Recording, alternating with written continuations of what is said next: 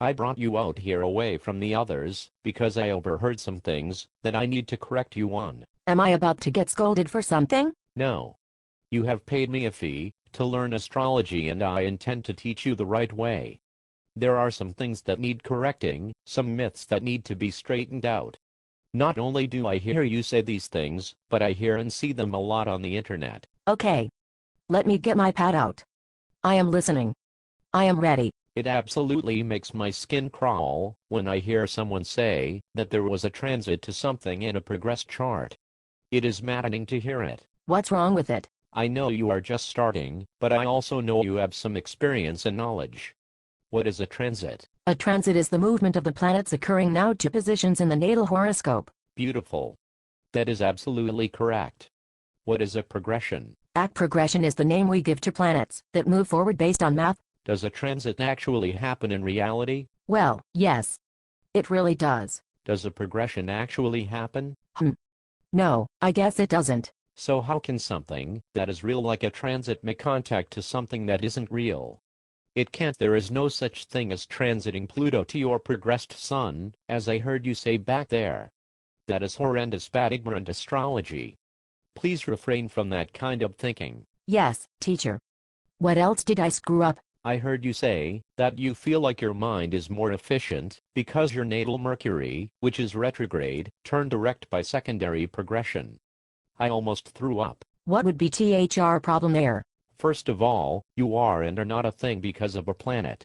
Nothing in the history of the world has happened because of a planet.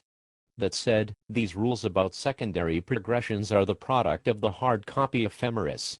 Before computers were used, everything was ephemeris-based. So as astrologers are wont to do, they tried to make something out of everything they saw in the ephemeris. So, when doing secondary progressions, any change of sign, any forward or direct movement, anything at all was given some significance. When you signed up with me, you said that you were about to buy astrology software. Am I to understand that you have been depending on an ephemeris? Yes. That is correct. That is why. Ever since computer software replaced the dependence on ephemerides, you no longer hear this talk about planets going retrograde or direct by progression, etc.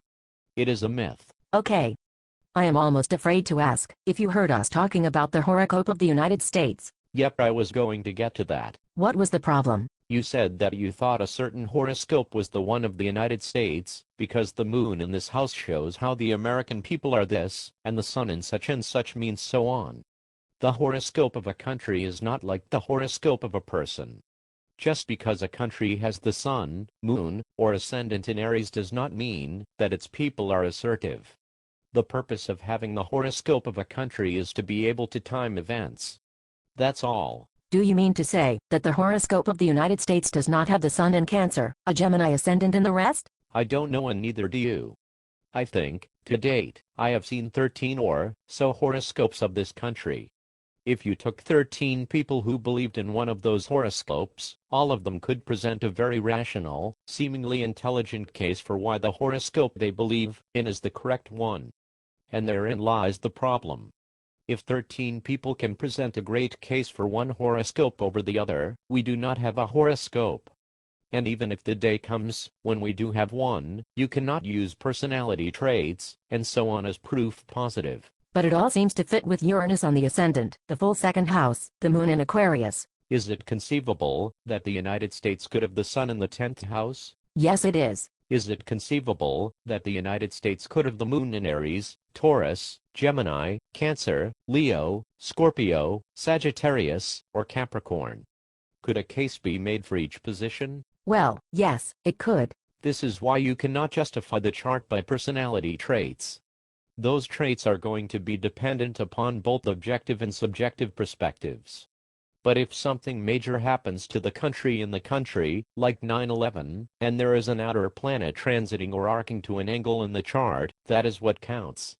Only measurements count. That is a hard pill to swallow, but it makes perfect sense. One last thing for now, when it comes to serious illness, it is the 12th house, not the 6th. But I will give you more details on that at another time. Okay. And I stand corrected about everything you just talked about. I appreciate the teaching. Teaching is my pleasure.